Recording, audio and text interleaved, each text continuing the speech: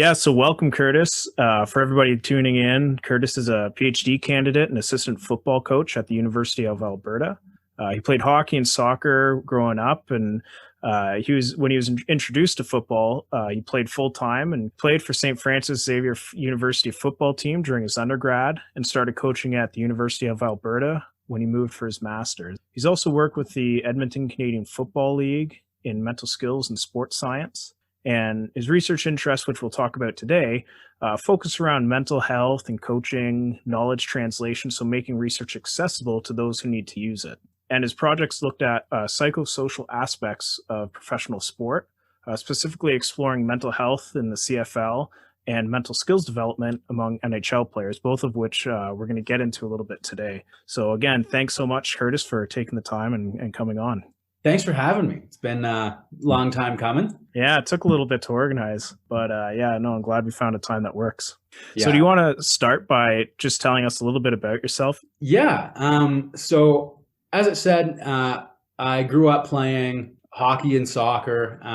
Soccer was just like a summer thing to stay active, never took it super seriously. So hockey, I would say as a kid, was my main sport focus. Probably would have done it year round if I could, but growing up in rural Eastern Ontario, there was not ice in the summers, so I had to do something. And then my high school, when I was in grade 8, high school being 9 to 12 in Ontario, in grade 8 they announced that they were going to have a high school football team for the first time. So they did a little like spring mini camp to introduce kids to football that year, which I went out for, and that was for me. It just kind of clicked that was the sport that I loved. That was what I wanted to do. And so, I started taking football seriously, ended up getting the opportunity to play for the X-Men out at St. Francis Xavier in Nova Scotia. And then that was while I, was doing an undergrad in kin. And I became really interested in how we can use university sport to kind of help develop skills and competencies in university athletes. So that drew me to the University of Alberta for a master's degree. And then when I started coaching with the Bears here, I also fell in love with the research. And so the opportunity to coach at the highest level of amateur football while also getting to do research I was really passionate about just made sense. So I stayed for my Ph.D. And there's the longer version of the short about me. When you started football, what sort of drew you to that?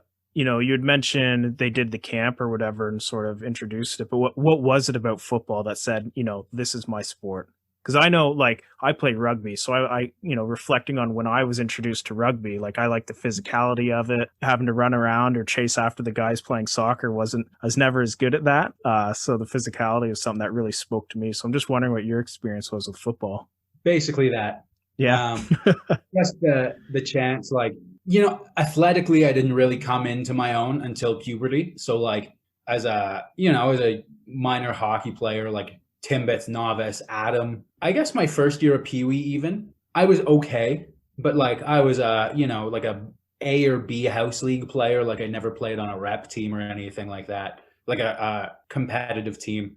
So just on like smaller regional, like county leagues kind of stuff. And I really liked it. But then, around, I guess it was my grade 8, when I was in grade 7, grade 8, then I started like to mature physically a little bit. And I started like, getting, like I was physically dominant, but at that point, especially again, growing up in rural Ontario, like it was a little too late to start making the competitive teams. Like new kids weren't making the competitive hockey teams anymore. It was the same roster kind of year over year. And, that was like pretty apparent even as a kid. So I just kind of like had the opportunity to play football, and I was able to, no one had played it. It was new at our school. So I was really able to shine just because I was starting to like physically mature. And I just loved how aggressive it was, which I get, like hockey, I would say is less aggressive. Soccer, I would say, is much less aggressive, or like differently aggressive, I guess. Right. Not to disparage the other sports. But it just presented some opportunities that I didn't have in other sports, where I could like use my skills and my abilities in different ways. And then, the size of the team was really cool because it brought so many, like the social dynamics of it were really neat. Because I made friends with kids that like we were just in totally different social circles. You know, you had your like the kids that played on the competitive hockey teams and the kids that didn't play hockey, and then your kids that played on the house teams. Like, again, rural Ontario growing up, that was kind of how we segregated. But then with football, it was like you're all on the same team. So now you're hanging out with all these people that maybe you don't know as well, and you get to know them really well. So that part of it was really big too. But yeah, that like the first thing was definitely just how physical it was. And that was just fun. Nice. Now, you mentioned you played in university and kind of continued to work within that field as well. What position did you play? And, you know, when you transitioned to university, was that something you knew, like this university has a football team, I would like to play for that when deciding on a university? Or I was a student athlete. Like I had really good grades coming out of high school. Like I had more academic opportunities than I had football opportunities, but I for the varsity sports at the university level, like I was recruited to a couple different schools, and I was fortunate in that a lot of good academic schools were interested in me because it was kind of, you know, I knew I wanted to do kinesiology or human kinetics, so I wasn't looking at schools that didn't have that program, right. whether or not football. But then I also wasn't really looking at the schools that did have kinesiology that didn't want me to play football. You know, I was kind of committed to I was going to find a situation that presented the best of both worlds for me. So yeah, somewhere in between the student focused athlete and the athlete focused student. But yeah, really happy with it. It was a lot of fun, like a super cool experience, a great opportunity. And then obviously I liked it enough and had enough ideas about what I liked and what I would, you know, want to do on my own as a coach that I got involved as soon as I got the opportunity to as a coach at that level. Right. It's apparent that from a very early age, you had that sort of blend of your academic and athletic interests. When did you really start to get in the research side of things? You know, you played some football and had some ideas about, you know, maybe life after university, but what did that look like? How did that develop? That's a really good question. It's maybe one of my favorite, if I can do it, anyone can do it stories. So I had gone to St. FX to do my Bachelor of Science in Human Kinetics with a minor in Health Science, which was effectively a pre-med focused minor. So it was the requirements of the minor were all of like the recommended courses to do your MCAT. So I took, you know, a bunch of biologies. I took intro chem, organic chem, biochem. I took a couple physics courses, and then I just kind of didn't feel that pursuing traditional medicine, I guess, conventional medicine was really an authentic way for me to help people in the way that I felt was best. And around the same time, I started to really look critically at university sport and look at, you know, when you're getting recruited, everyone kind of tells you the same things. Everyone tells you like, come be a university athlete here. We'll help you out academically. We'll help you develop all these great, you know, those psychosocial skills, these life skills. Like we'll help you develop into a leader. We'll help you develop time management. And for some kids, that was true. You know, some kids got those leadership opportunities and learned from them. Some kids who maybe wouldn't have been successful in post-secondary without the support offered to them by their athletic program were successful. They got their degree. You know, they got a job that they just wouldn't have had without that opportunity for university sport. But there were also some kids I saw come through, and you know, this isn't like an anti-X-Men football thing or anything.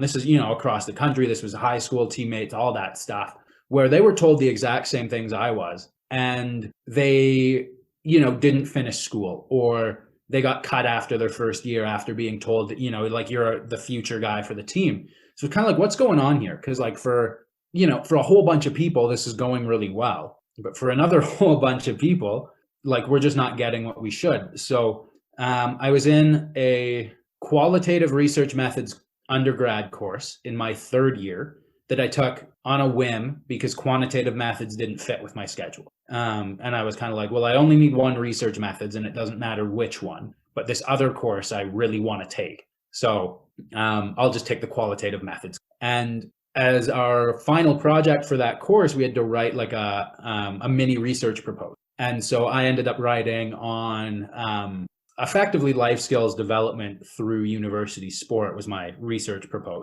And I kept citing, you know, the same couple people over and over again in that paper who had done a bunch of stuff on like life skills development through sport. And so Yeah, it was the next fall I was back in school. I was kind of like, okay, like I got 8 more months and then like I got to have something to do. So I just started emailing the people that I had been citing totally out of the blue. Like I didn't know what to do. I didn't know how to email them. I didn't know what to say. I had no research experience. Like I didn't do an undergraduate research project. So my emails were basically like, hi, I'm a student athlete at St. FX. I wrote a class paper and I cited you a bunch. I'm really interested in what you do. Do you have room for a master's student? Some people I just didn't hear from, which I like at this stage in my career, I can, I understand why that would happen. A couple people were like, I don't do that research anymore. And then 2 people got back to me and were really interested. And so I ended up with an offer to come out here to the U of A. And yeah, it's been, I don't want to say smooth sailing ever since. It's been pretty good ever since. So who is it that you're working with there? I'm working with Nick Holt. So Nick is he's a qualitative methods expert, and I guess his main area of research over the course of his career, he's done a lot of like coping and emotions, but also a lot of research on parenting in youth sport and kind of the roles of parents, helping kids have positive experiences. So from a methods standpoint, it's been a great fit. And then in terms of research, because his expertise is kind of so broad, like really any area of youth sport, he's fairly knowledgeable in. That was actually how I ended up getting the NHL project, was just someone knew Nick and was like, well, Nick would be a good guy to talk to about this project. Right.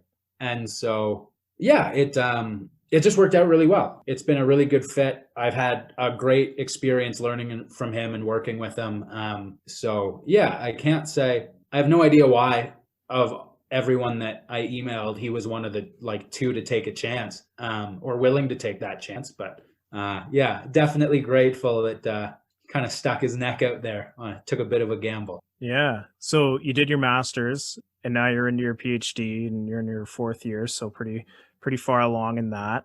And so when you went and did your master's, was that on that proposal, like that research sort of topic that you initially wrote about?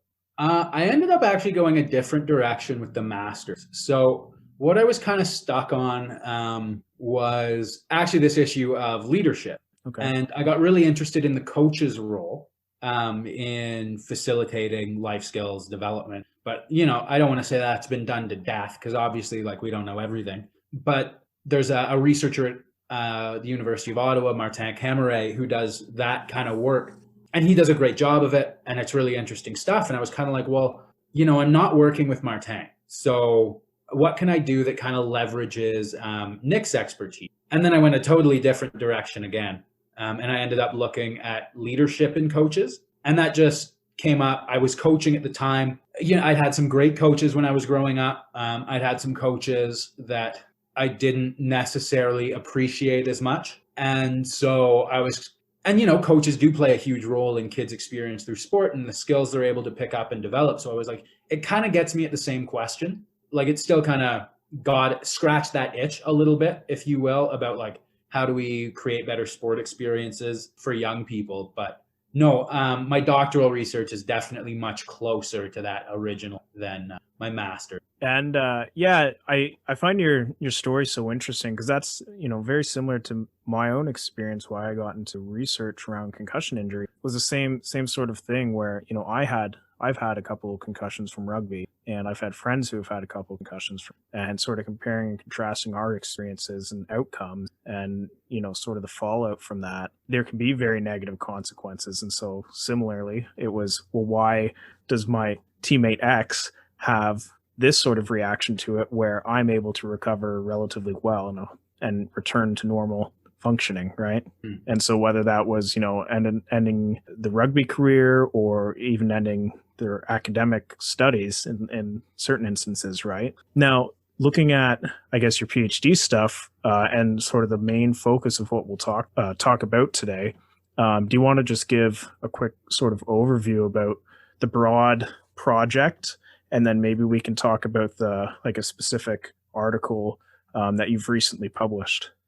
Sure. So the overall project is mental health promotion through university sport. So instead of looking at mental health as like whether or not you have a diagnosable mental illness, but actually looking at mental health as your ability to function positively in your day-to-day. So there's a specific academic model I use, Flourishing. Corey Keyes was the guy who came up with it. And that's not super important. The thing I liked about the model that he used was that what he proposed and what he's found is that mental health is related to but separate from mental illness. So your ability to function positively in life, if we picture it on a scale, it's not mental illness on one end, like mental health on the other end. It's two separate scales. So it's the presence or absence of mental illness and the presence or absence of mental health. So for me, that was really interesting because I think, and kind of what other researchers have argued is that like mental illness prevention is not mental health promotion. So strategies to reduce depression and anxiety aren't necessarily the same as the strategies that we'd want to use to promote positive function. So yeah, that project really fit with what I wanted to look at in university sport. Kind of how can we use it to help coaches and athletes develop their mental health? How can we make, especially in the Canadian context, because that's obvious, near and dear to me, but what can we do in that context to make it a better place for people to be, or to make it kind of the preeminent organization for mental health? So yeah, in terms of recent papers, my second study I'm getting ready to submit right now. The first study I just submitted revisions on, and then the third study is ongoing, and I got to get that done one of these days so I can get out of here. Yeah, the never-ending process. Yeah, exactly.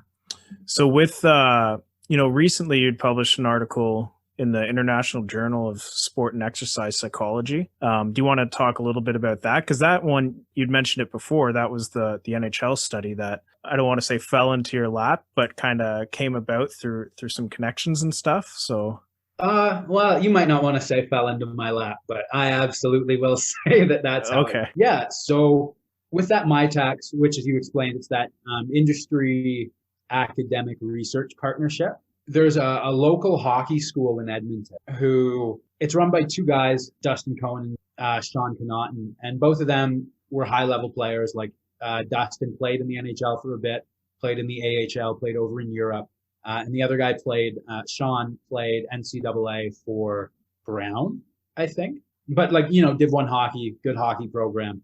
Yeah. And they run this hockey school, and they were like, anyone can teach the technical and tactical. So with both of them, they were like, with our careers, like the mental thing's becoming bigger. People are starting to talk about it. And they were kind of like, what's the mental thing look like for NHL players? And how can we especially running like a hockey school, like how can we teach kids the mental side of the game? And like, what do they need to know? Right. Instead of just trying to pull something off the shelf and be like, oh yeah, like we're going to use this, I don't know, random websites, sports psych model, but they don't know anything about it. They don't know if it's evidence-based at all, or if it's an opinion piece, all that stuff. Right.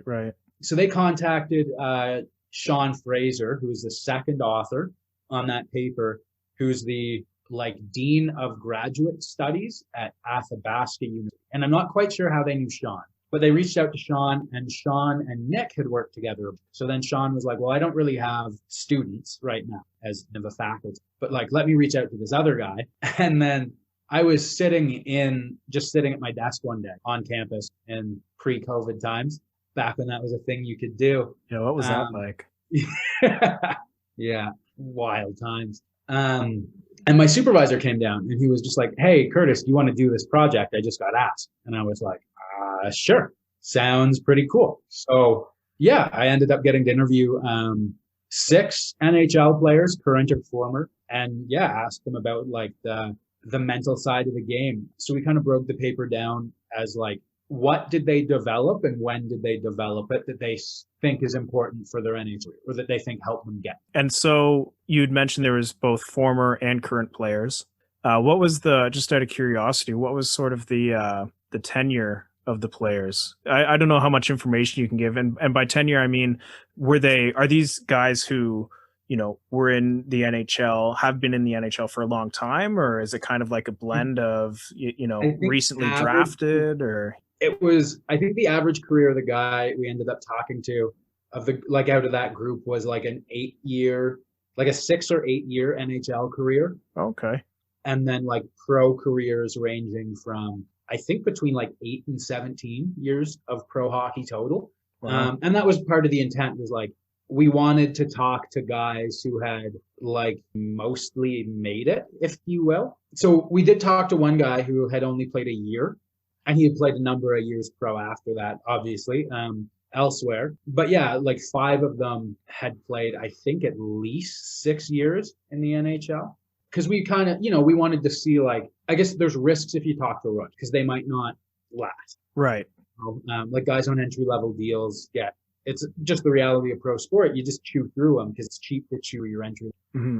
So there's a risk in talking to those guys that if we talk to 10 entry level guys, but then like none of them stick around, it's like, how useful in terms of understanding what it takes to like have a successful NHL career, how useful is talking to 10 guys? You just can't predict. So right. Yeah, we wanted to talk to guys who've been around. That makes sense. And so when you'd mentioned it, this was sort of broken up into different stages. What do you mean by that? So we asked them about their experiences in minor hockey, their experiences in junior hockey, and then their experiences in pro hockey, because those are kind of, for our non-hockey listeners, those are kind of the best ways to like break down a hockey career over a lifespan. Is like, you got your minor hockey, which starts as young as like 4, and that goes till, I think, you can play like 17 years old, 16 or 17 years old. And then you've got junior hockey, which is 16 to 21, 22, depending. And then you can enter pro in North America at 18. But you can also enter pro in other countries at young. Right. So that kind of made the most sense for us to break it down, just because there's kind of like the expectations and the team structure. Like during minor hockey, you usually live at home. At the junior hockey stage, sometimes you'll get drafted to a team in a different city. So you've got to go away, you've got to like live with another family, and you're treated much closer to a professional athlete. And then obviously the pro level is pro, like that's, now you're making a living doing that. So yeah, that kind of made the most sense for us to us when we were trying to break down the different skills and like how and when. And so what sort of skills came up? Like what'd you find? Well, I think the coolest thing we found was that in minor hockey, these guys, and again, these are guys who like made it, right? If you will, like they're guys who got past their entry level, which is, few and far between. And that's just among like the few who actually get drafted. So the thing I think I found most interesting was in minor hockey, they didn't really talk about learning like the cool performance skills that we think of when we think of sports. They weren't talking about like, oh my, when I was 10 years old, I was visualizing before games and I was self-talk in practice. At those ages, like they were just talking about how much fun they had. They were talking about going to tournaments and like hanging out with their friends in the hotels, how their parents never got on them about stats. Their parents got on them about like, well, are you being a good teammate? Like, are you supporting? Are you passing the puck? Are you helping out the kids on your team who aren't as good? Are you being polite? Like that kind of right. And, similar from the coaches. Like the coaches were really positive. The coaches were really supportive. So yeah, to me, that was really cool because I was kind of like, working with Nick, doing a lot of stuff in like positive youth development through sport. That's what we try and push. Is youth sport's a great avenue to develop psychosocial competencies. And so it was super cool to hear these pro guys say that like that was really important for them to learn. And then they talked about how like even to stay at the NHL level, one of the guys, I don't know if this made it into the paper, but one of them said something along the lines of like, unless you're a generational talent, you have to be a good guy if you want to stick around, unless you're like, to give an example of someone who is not a problem, but could probably be a problem if he wanted to be, Connor McDavid. Like, right. Just so good. It doesn't matter any of the interpersonal aspects. Yeah. Like the team's willing to put up with you if you're Connor McDavid. Now it just so happens, I'm pretty sure he's actually a guy, or at least that's what we see in the media about him. Right. But I thought that was super interesting that these guys were like, yeah, all those things I learned in minor hockey, like how to get along with diverse group of people, like, how do I be a good teammate? How do I be respectful? How do I work hard? Like those are the things that it takes to stay in the league. So yeah, just like personally, that was really cool. It was really kind of a compelling argument to me for like why that stuff's so important. And I think that transfers to other domains. Like I don't think that's a hockey thing. I think that's like even the world we're in with like research and stuff. There are definitely some great researchers out there who are maybe not like super cool, great people that I want to hang out with, but I respect the work they do. Whereas like there are absolutely some researchers out there who do good work, like they're at a high level, the academic equivalent of being in the NHL, if you want to look at it that way. Right. But frig are they fun to hang with, like I look forward to seeing them at conferences. I look forward to like reading their work, regardless of where it's published, because it might not be like super exciting if you want to look at it that way. But I know they're going to have worked hard. I know they're going to have done a good job, and I'm going to be interested in what they have to do. So I was kind of like, those base level, well, I think we called them psychological characteristics, but just kind of, like being a good person, being kind to other people, that NHL players thought that carried them in their career was super cool. Yeah. Those sort of translational skills, those life skills that you had mentioned, you'd mentioned your early interest was what can sport teach you about life skills, on the assumption that, maybe you wouldn't be playing professional sport. How can, and same for me, like how can I as an athlete pull the skills I've learned to be a good teammate into the workforce, right? Mm-hmm. Whether that's on research collaborations or, like teaching or whatever that looks like. Beyond I guess the specific psychological characteristics, was there anything that really stood out to you? Maybe like a big quote or yeah, actually. Yeah.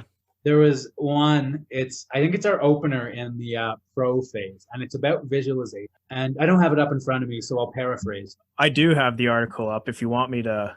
Oh, yeah. That would be great. So it's like a long block quote. And it's in the pro phase? Yeah. Professional hockey development refinement. Is it the superhero one? That's exactly the one. I love it.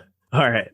So this athlete, this hockey player had a specific strategy that he would use later in his career when he didn't feel particularly ready for games. And he shared that, and I'm quoting here, I always felt like I had like that I was a little bit like a superhero. And now bear with me.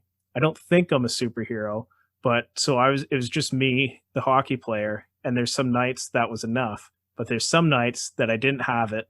And in my mind, I had like a closet where I'd go, and I'd like go in there and pull out like a superhero costume, and I'd put on my superhero costume. So I'd put it on, and then I was like, yeah, this gives me a little bit more juice. So you're kind of treating yourself where you're like this better version of me. And I don't need to do that every day. I don't need my superhero costume every day, but there's some nights where I have to put it on and just be like, yeah, I got this. Yeah. So I was sitting there in the interview, and that was, I had actually stopped recording because I'd done my big wrap up question. And then I always finish my interviews with like, is there anything we talked about you want to talk more about, or something I didn't ask about that you want to bring up right now? And he was like, no, I think that's good. And so we were just chatting. It was a super cool, like, obviously you don't get, well, I shouldn't say obviously, I don't get the opportunity to just kind of chat with NHL players. So, as a former high level athlete and a current high level coach, I was just kind of picking his brain a bit.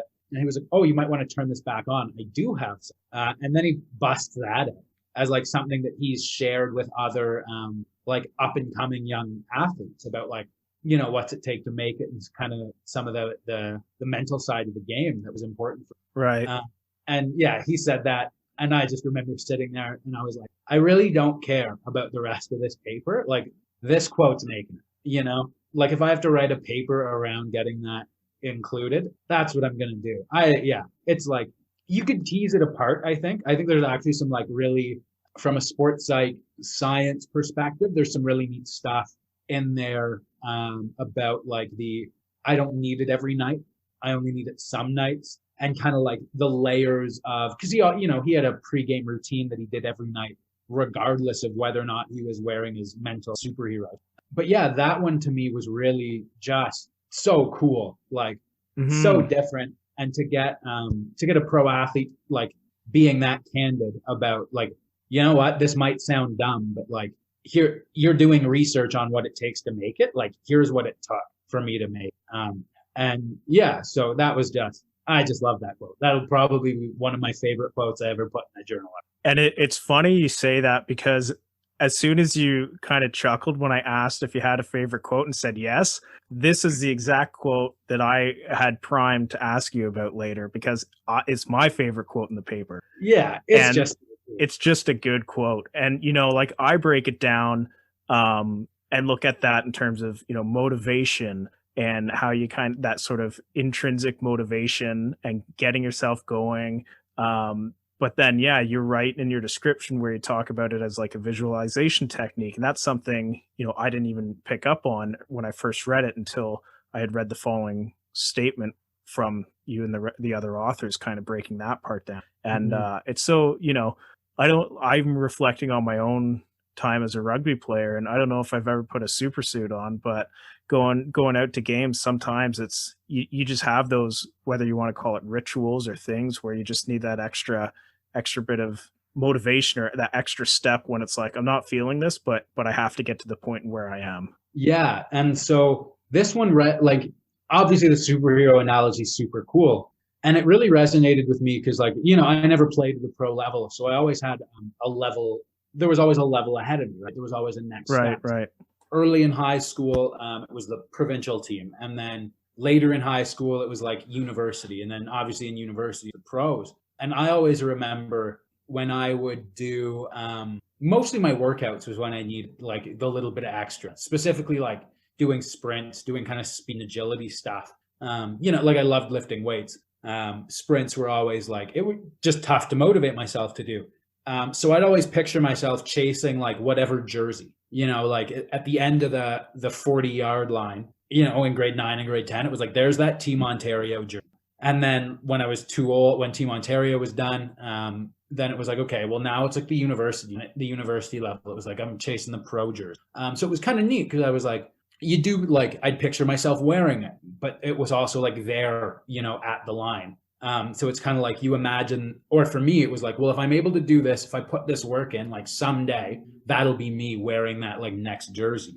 But again, I'd never done it at a pro level. So now I'm kind of like, would that technique have worked? You know, like, there's not really an Olympic team for football, you know, like, so if I had played pro, like, what would have the next step have been? Would I have been able to get there? Would I have figured it out like this guy did?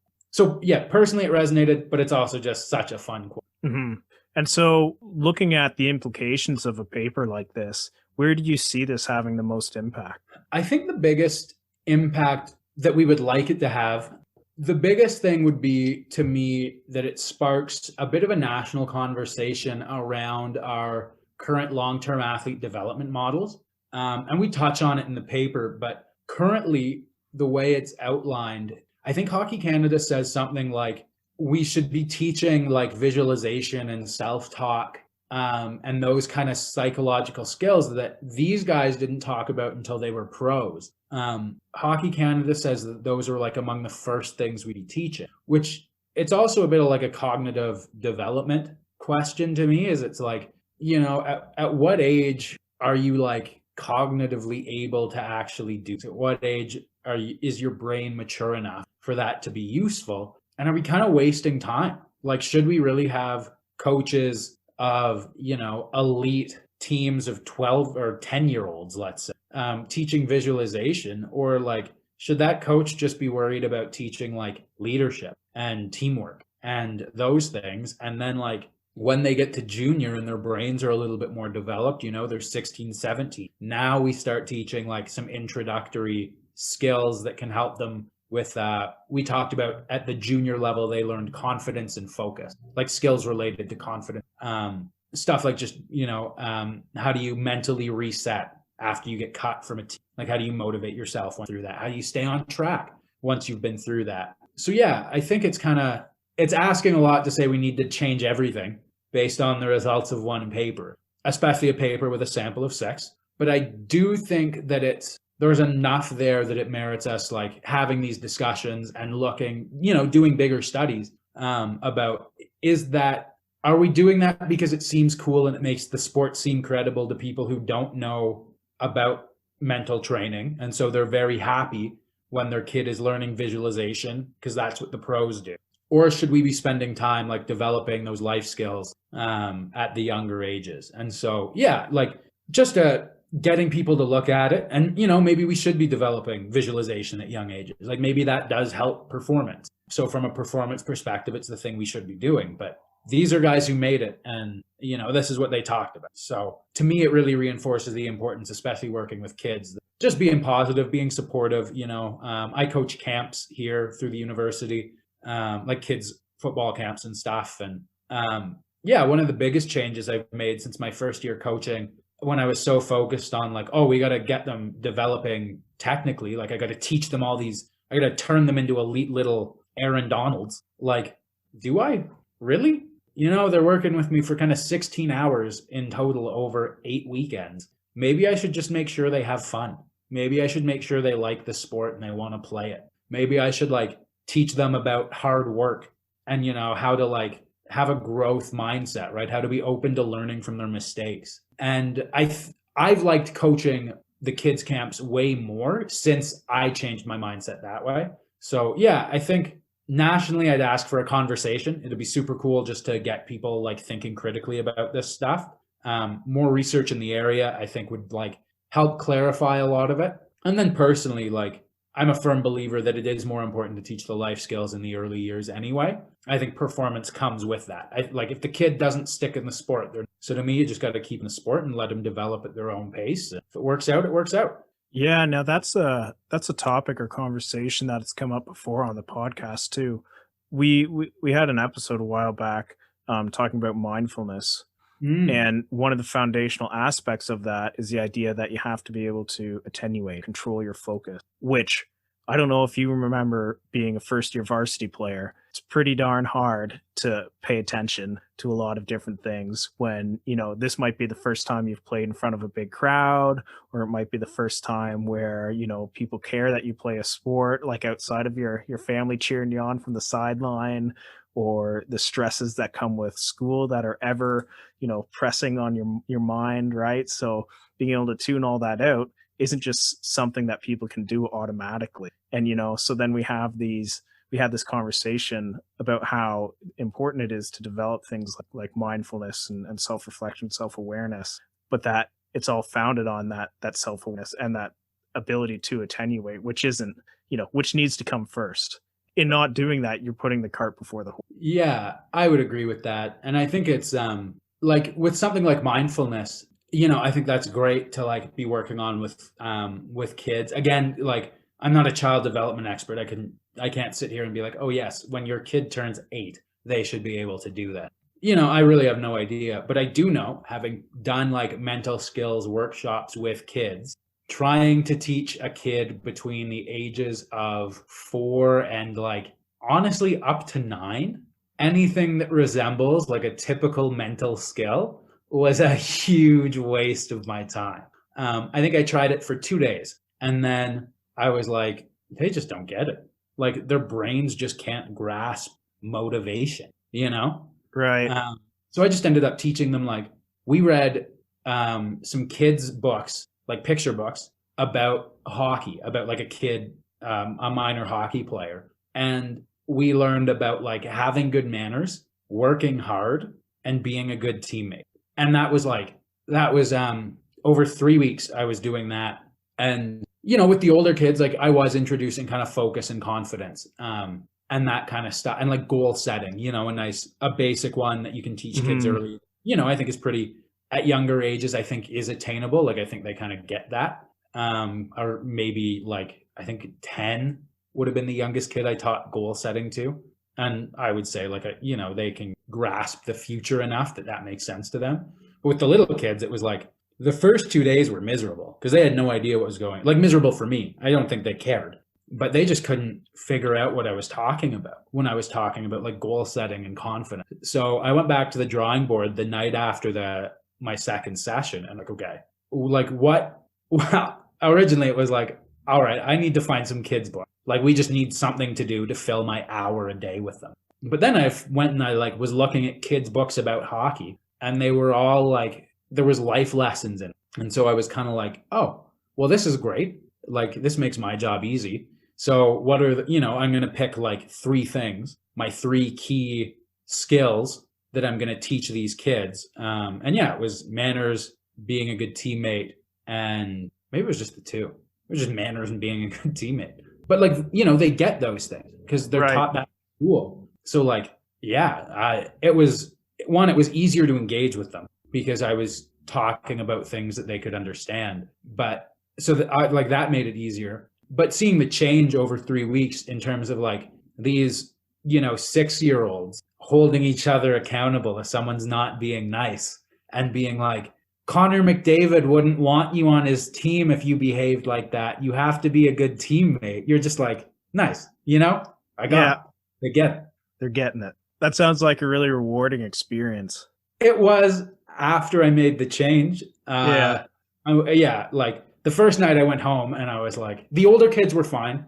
I think the person I worked with had developed like a good plan for the older kids, but neither of us had experience working with like kind of that 4 to 9 range in terms of like mental skills. Like I've coached kids that old, but I'd never done like mental training or anything with kids that old, that young. So yeah, the first night I was like, oh my God, I have to do this for 3 weeks. And then the second night I was like, I'm not doing this. Like I'm blowing this out different. Otherwise, it's not going to be rewarding at all. Right.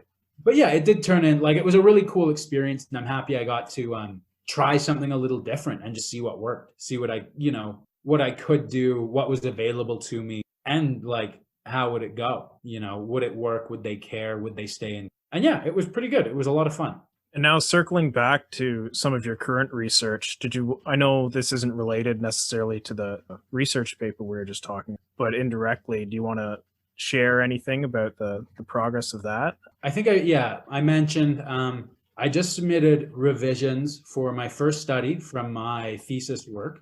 And I'm getting the second one ready to submit, hoping by the end of the month, but we'll see how that goes. And then the third one, my plan for that is like get it done and instead of getting a journal article of it written, just get like a thesis chapter written and defend it from there. And then submit it after I defend, or while I'm waiting to defend, however it works out. So what's been really neat with that is, again, like the life skills kind of idea has come up again. So for athletes, the study that's under review right now for university athletes, basically what I found was, so I looked at mental health experiences over the course of a university sports season.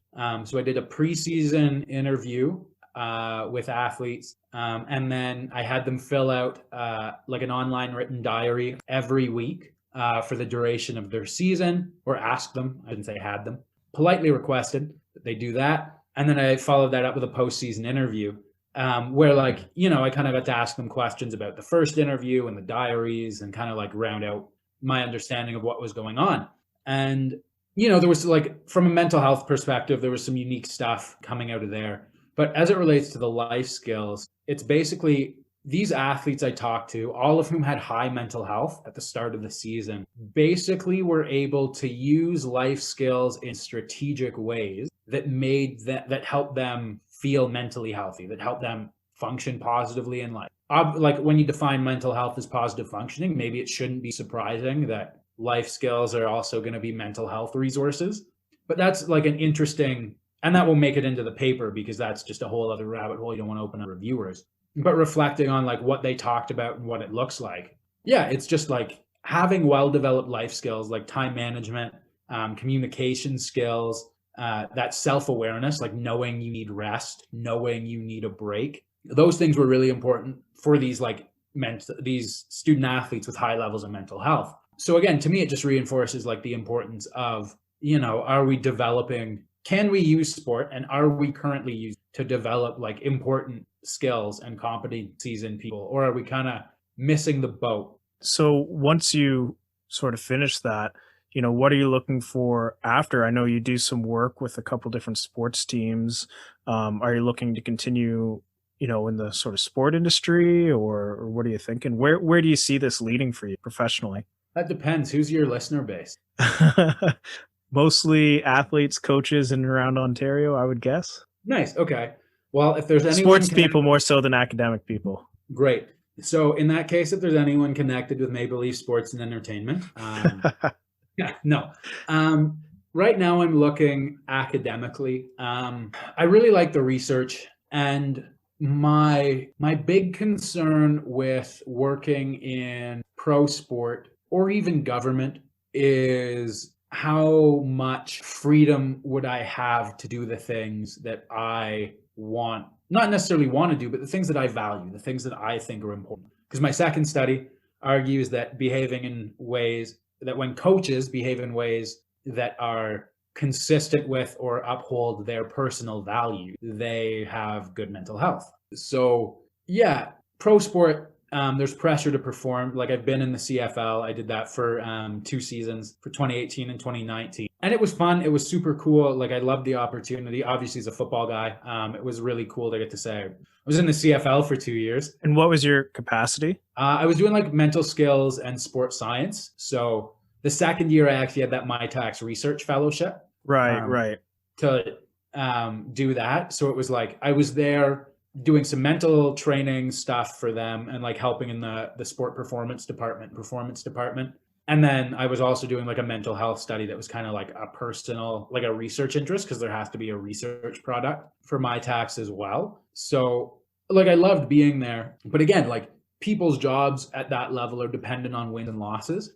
And it can be really hard to convince someone that like putting your athlete's mental health first is going to win you game. And that's not a knock at the Edmonton football team. That's just pro sport in general. That's the reality that you're in, is like there's pressure to perform.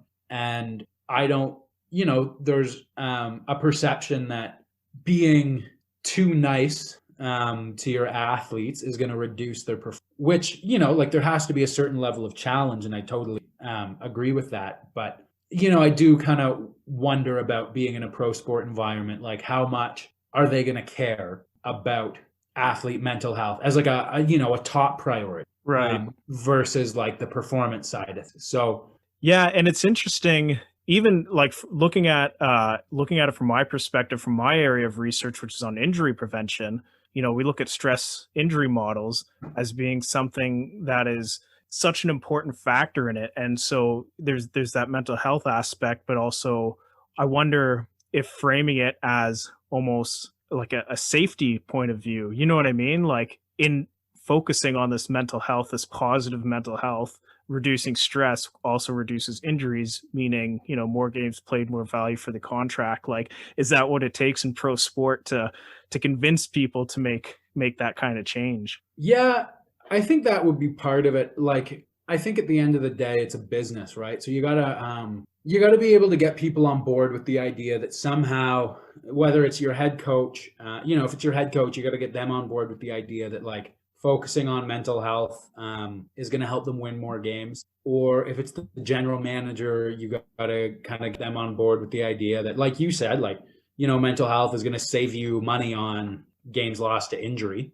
At a league level, you basically got to convince them that happier players are going to put a better product on the field. Like mentally healthier players, less injuries, better production, all that kind of stuff. And it's just a lot. It's a lot to change. It's been great seeing guys in the NBA, DeMar DeRozan, Kevin Love, open up about their struggles with mental illness, which I think is super important. From a research perspective, like as an academic interested in mental health, I'm super grateful that they spoke up and said anything, because it does kind of get across the importance to people, I think, when it comes from them as opposed to, me. Yeah, we had Fred Van Vliet speak at U of T last year, and on mental health and some of his stuff around that, and that was really cool. So I know like the Raptors are very adamant sort of that side of things and promoting that as like lifestyle super. Yeah, I think they've in the past 2 years actually hired I think a clinician, like I think a clinical psychologist, to work with the teams, like to work with Maple Leaf Sports and Entertainment and kind of help them in that regard. And, you know, like I think MLSE, again, if they're listening, are a world-class organization. But no, they do kind of seem to be at the forefront of that as far as professional organizations go. The Philadelphia 76ers, like I can't remember the name of that ownership group, but they're currently hiring like a mental performance director or something along those lines. I can't remember the title. But mental health is part of the job description, which again is like, I think it's great that it's happening. You know, with the way I look at mental health, part of me does worry. I shouldn't say worry. Worry is not the right. I wonder, I guess, if the focus at that level is on promoting mental health or reducing mental illness. Right. Because like, again, the guys have talked about their struggles with mental illness. So obviously stuff needs to be done there in terms of prevention. But, you know, there's a whole bunch of guys in pro sport, whether it's, you know, Leafs, Raptors, who don't have a mental illness, who might still not be mentally healthy, who might not be at their, and, you know, I don't just mean their best in terms of performance, but obviously like that's part of it, right? If you're not like mentally healthy, my guess would be that it would be harder to perform at an elite level. Now, I could be wrong. That's just a guess, but I think it would be, I guess, easier to perform at your peak when you're mentally healthy.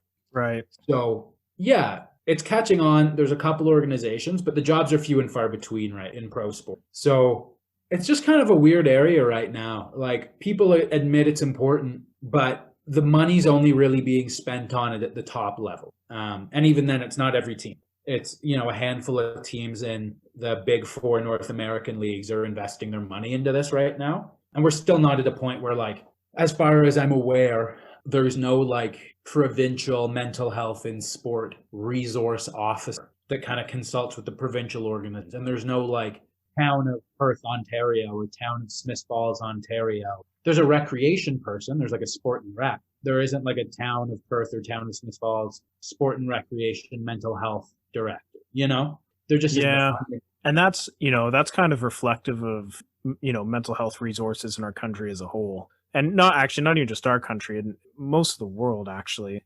Talking about, you know, professional sports that do use like mental health or even like mental skills positions. You know, the one that always comes to my mind is the All Blacks, being a rugby guy, and them being one of the most successful professional sport teams, if not the. Yeah. They, you know, they do work with Gilbert Anoka, who's their mental skills coach, or was the mental skills coach, and is now, I believe, a manager for the team.